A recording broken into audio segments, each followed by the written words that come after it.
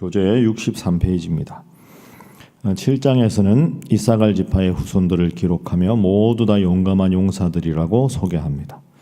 이어서 베냐민의 자손들과 납달리의 자손들, 므낫세의 자손들, 에브라임과 아셀의 자손들을 연이어 기록하고 있습니다.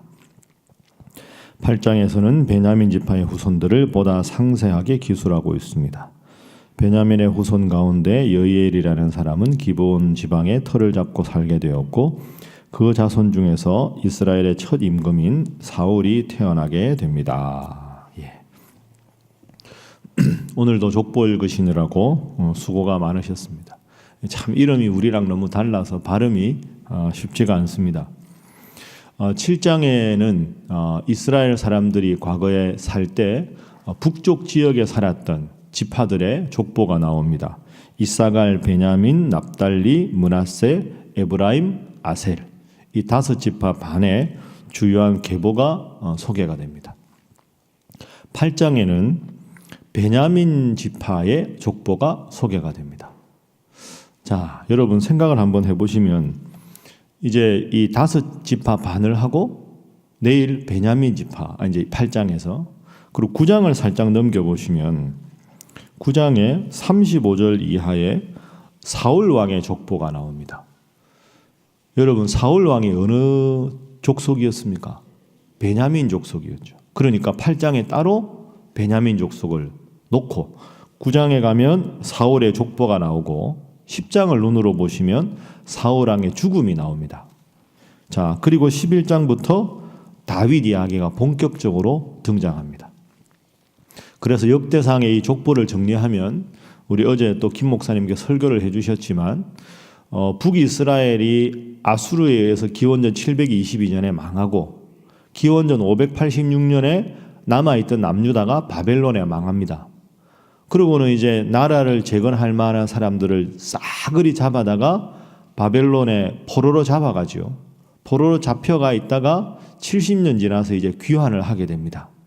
그러니까 귀환을 하게 되면 귀환한 다음에 나라를 새로 이렇게 부흥시키고 성전도 재건하고 해야 되겠죠. 그런 과정에서 남유다 사람만 귀환한 게 아니라 북이스라엘 사람과 일부 섞여 살기도 하고 이랬기 때문에 이 사람들과 힘을 합해서 과거에 다윗이 하나님을 잘 믿어서 나라를 부흥했던 것처럼 우리가 하나님 중심으로 온 지파가 하나가 되고 다시 하나님 중심 다윗처럼 예루살렘 성전 중심으로 이 나라가 바로 서야만 하나님께서 이 나라를 다시 일으키실 것이다. 그렇게 하기 위해서 이제 다윗 왕 이야기를 본격적으로 등장시키기 전에 다윗 왕이 유다 지파지만 이스라엘 모든 지파의 족보들을 다 일일이 검명하면서 이제는 너희 지파 우리 지파가 서로 다르고 우리는 남유다였고 너희들은 북이스라엘이다. 이런 게 의미가 없다. 모두가 한 나라가 되어야 되고 하나님께서 우리 모두를 한 나라로 묶어주셨다.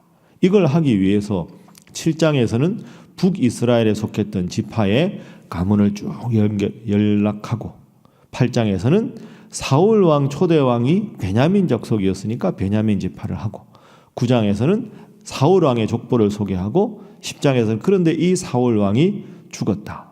그 이후가 다윗 왕이었다. 그럼 다윗 왕이 얼마나 하나님을 잘 섬겼느냐를 쭉 설명을 하는 것이 역대상의 나머지 내용이다. 이렇게 여러분이 기억을 하시면 되겠습니다. 자, 오늘 본문의 첫 번째 기도 제목은 영육 간의 조화로운 삶을 살게 하소서 하는 겁니다. 영적인 삶도 중요하고 육적인 삶도 중요하고 하나님 잘 섬기는 것도 중요하고 일상생활도 중요한 거죠. 오늘 본문 7장을 쭉 읽어보면 족보를 설명하는데 특징이 하나 있습니다.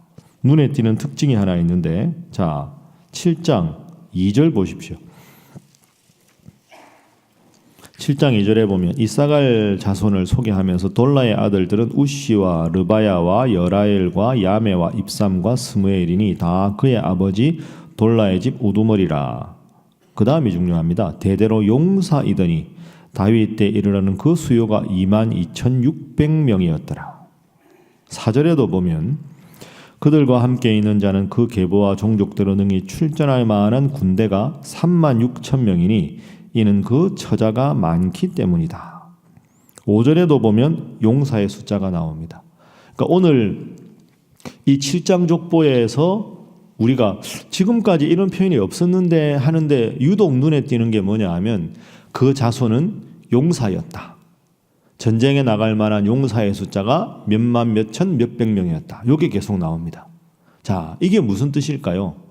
역대기상의 전체적인 주제는 말씀드린 대로 하나님을 잘 섬겨서 복받은 다윗 왕, 그리고 하나님께 예배하는 중심인 예루살렘 성전, 이 두 개의 키워드로 역대상이 되지만 하나님 앞에 바로 서고 예배드리는 것도 중요하지만 다시 또 아수르가 전쟁을 걸어오면 물리칠 만한 전쟁에 나갈 용사들이 필요하고 바벨론 같은 열강이 들어와서 전쟁을 걸어도 이길 만한 군사력도 필요하다.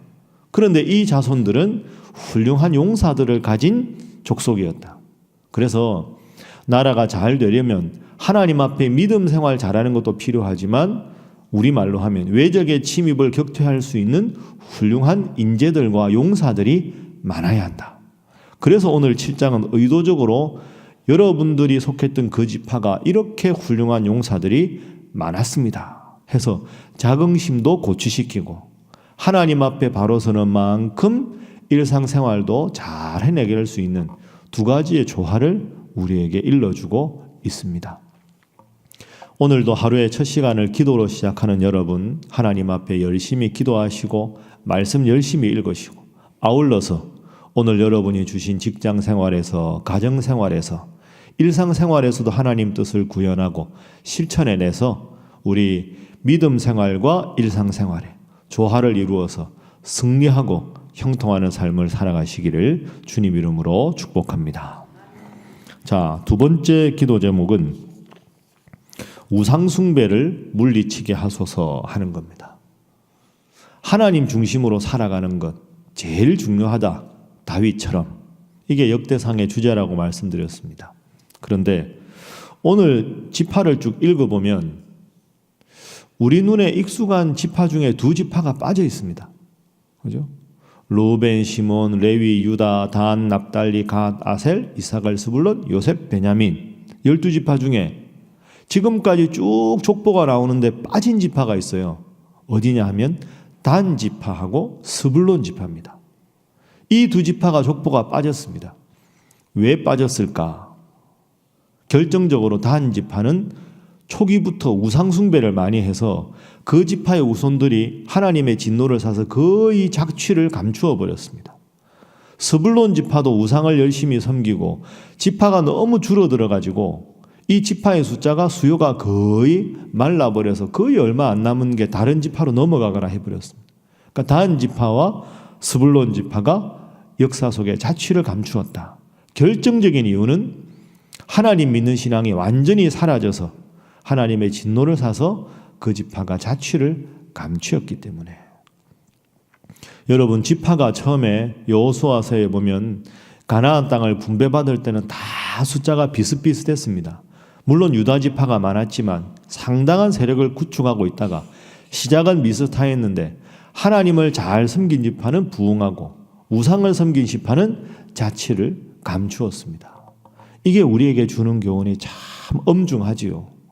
여러분 당대의 신앙이 중요한데 이 신앙이 점점 자녀들과 자손들에게 계승되면 더 하나님께서 여러분들의 가문을 부흥시키실 것이고 점점 믿음이 약해지고 우상 숭배하고 그러다 보면 어느덧 흥왕했던 가문이 미력하게 되고 자취를 감추게 되는 이게 단 지파와 스불론 지파가 우리에게 주는 교훈입니다.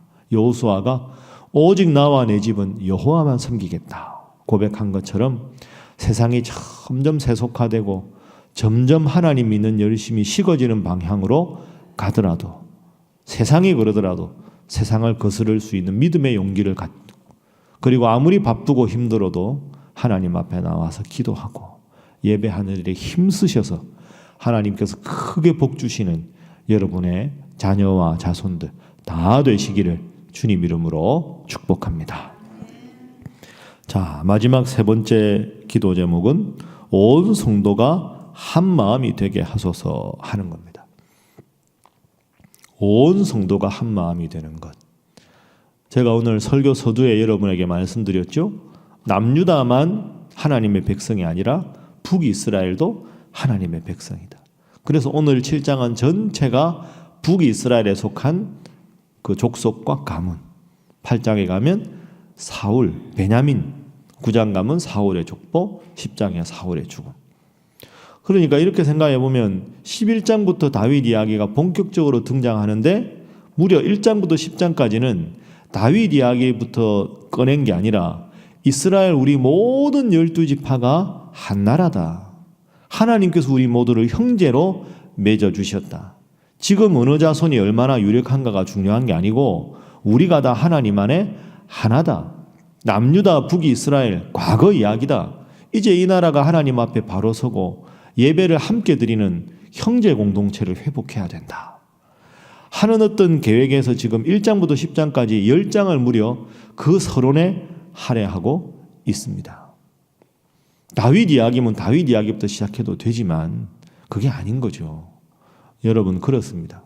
제가 늘 말씀드리지만 교회는 조금 더디 가더라도 소외받는 분이 없게 함께 가는 게 교회입니다. 목표를 딱 정해놓고 그 목표를 잘 달성한 분들, 그분들만 시상하는 게 교회가 아닙니다. 그래서 우리 교회는 전도 많이 한 분, 훌륭한 분이지만 전도왕 시상을 하거나 뭐 대회 같은 걸 해도 1등, 2등 앞으로 그런 걸 안 하려고 합니다. 다 1등 하고 싶고 다 수고했는데 잘했다고 1등 상 주고 못했다고 상 못 받으면 처음부터 상 못 받고 싶어서 한 사람이 어디 있습니까?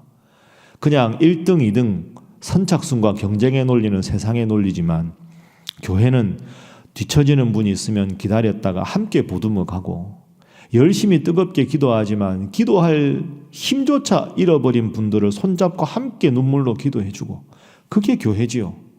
12지파 중에서 가난한 지파도 있고 부한 지파도 있고 강성한 지파도 있고 미력한 지파도 있지만 일일이 검명하면서 다윗 이야기를 꺼내기 전에 무려 10장에 걸쳐서 모든 지파가 하나다. 이걸 하나하나 족보 읽느라 우리 발음도 잘 안 되지만 그러나 이분들 중에 한 분도 소외되지 않고 다 조선들을 검명하면서 내 조상이 이 지파였고 우리 모두가 한 나라였고 우리 모두가 하나님의 한 형제자매임을 확인하는 것처럼 여러분이 속해 있는 남선교회, 여전도회, 구역 우리 온 교회가 하나고 또 나아가서 이 나라를 위해서 더 기도하고 세계 선교를 위해서 기도해서 갈등이 없이 모두가 주님 안에 오늘 본문처럼 한 마음으로 사랑하고 섬겨가는 여러분 모두가 되시기를 주님 이름으로 부탁합니다. 함께 기도하겠습니다. 하나님, 영육간의 조화로운 삶을 살게 하셔서 믿음 생활과 일상생활에 온전히 승리하는 자가 되게 하여 주옵소서. 하나님, 내 삶의 우상 숭배를 단호히 척결하게 하시고 그 어느 상황에서도 하나님을 1순위로 놓고 주님 중심으로 살아가는 자 되게 하시며 온 교회가 이 나라가 갈등과 분열이 없이 한 마음으로 하나님 중심으로 살아가는 귀한 교회, 귀한 나라, 귀한 가정 되게 하여 주옵소서.